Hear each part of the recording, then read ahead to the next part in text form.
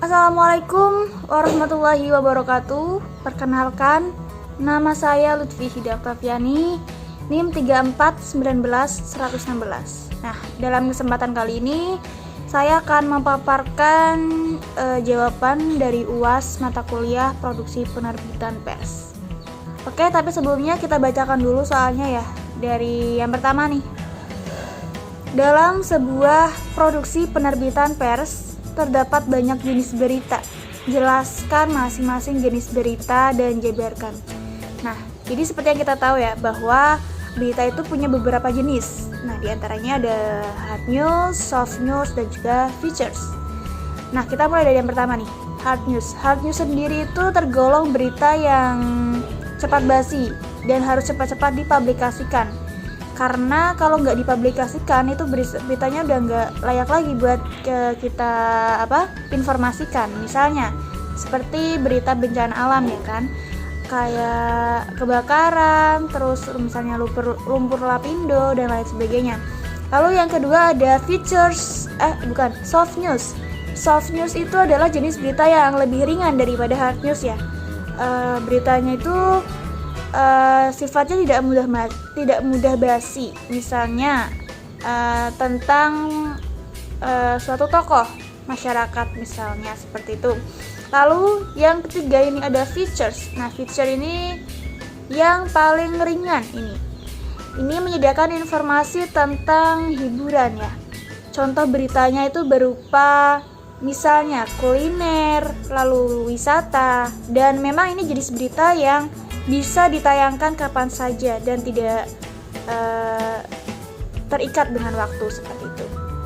Oke, kita lanjut ke nomor yang kedua. Soal yang kedua, ini ada di tengah disrupsi perkembangan pers, lahirlah media online. Bagaimana teknis dan juga syarat pendirian pers online? Oke, jadi secara teknis dulu nih, kita membahas pendirian perusahaan media online yang dari sisi teknisnya dulu. Nah, secara teknis ini ada dua hal yang harus dipenuhi saat mendirikan sebuah perusahaan media online. Ya, yang pertama itu adalah desain. Yang kedua adalah konten. Nah, desain ini berisi tentang pemberian nama medianya. Misalnya kompas.com, ya itu seperti itu. Terus lalu di dalamnya juga ada domainnya, nama domain, tagline, dan juga logo. Jadi menentukan semua itu. Awal mulanya tuh harus menentukan semua itu ya. Lalu yang kedua, ini ada konten. Konten itu berisi tentang seperti apa isi media yang akan disuguhkan. Misalnya tentang berdakwah ataupun tentang olahraga nih. Nah, itu seputar itu kontennya yang akan disampaikan di media tersebut. Lalu yang kedua, ini ada secara legal atau formal, berarti tentang pendirian perusahaan tersebut secara formalnya, secara legalnya, secara undang-undangnya seperti itu ya. Tapi untuk saat ini nih, pendirian media online ini belum menggunakan surat izin usaha penerbitan pers.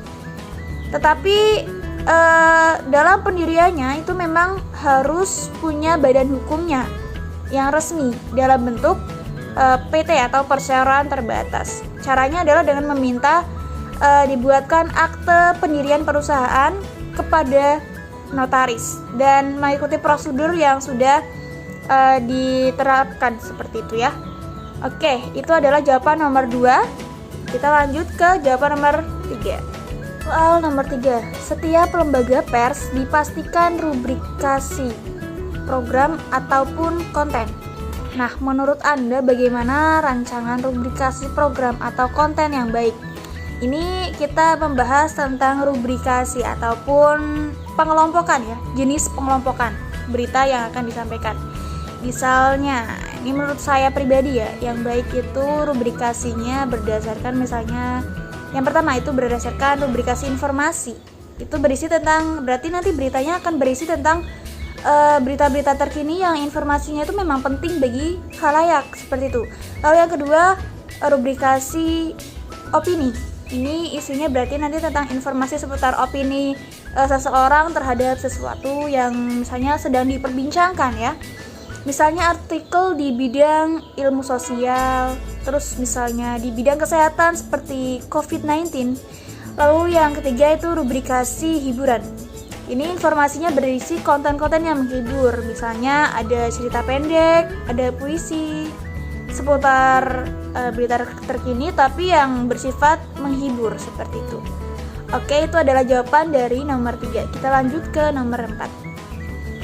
Soal nomor 4, apa yang Anda ketahui tentang konvergensi media? Berikan contoh model konvergensi sebuah media. Jadi kita seperti yang sudah dibahas ya dalam mata kuliah ini, bahwa konvergensi media sendiri adalah penggabungan dari beberapa media. Misalnya nih, media online dengan media berupa video misalnya ya, ataupun media online sekarang dengan media cetak. Jadi berbaur jadi satu seperti itu. Nah, contohnya adalah perpaduan. Contoh media konvergensinya itu adalah media Kompas.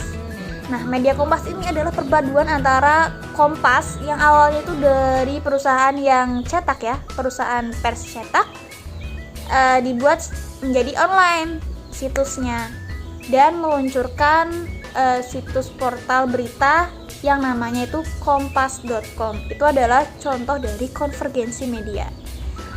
Oke, kita lanjut ke nomor 5. Kita lanjut ke soal yang nomor 5. Ini dalam mendirikan sebuah lembaga pers itu ada undang-undang yang mengatur, yaitu ketentuan Undang-Undang Nomor 40 Tahun 1999. Apa saja yang harus dipenuhi dalam mendirikan sebuah lembaga pers menurut undang-undang tersebut? Jadi memang ya, dalam mendirikan sebuah perusahaan pers itu ada undang-undangnya dan diatur dalam Undang-Undang Nomor 40 Tahun 1999. Nah, apa saja sih syarat yang harus dipenuhi dalam pembentukan perusahaan pers tersendiri itu ya?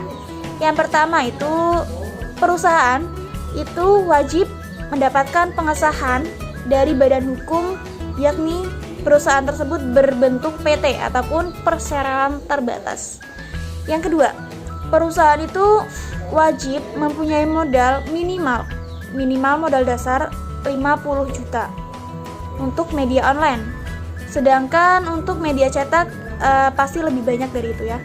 Lalu yang ketiga, modal ataupun minimal dasar yang tadi disebutkan itu sekurang-kurangnya mampu mengoperasikan perusahaan dalam kurun waktu 6 bulan. Lalu yang keempat, perusahaan itu wajib menggaji karyawannya minimal itu UMK dalam totalnya itu 13 kali dalam 1 tahun. Lalu yang kelima, perusahaan pers itu wajib memberikan perlindungan hukum bagi semua karyawannya. Yang selanjutnya adalah perusahaan pers memberikan pelatihan bagi seluruh karyawannya sehingga dalam bekerja itu dapat mengikuti perkembangan zaman.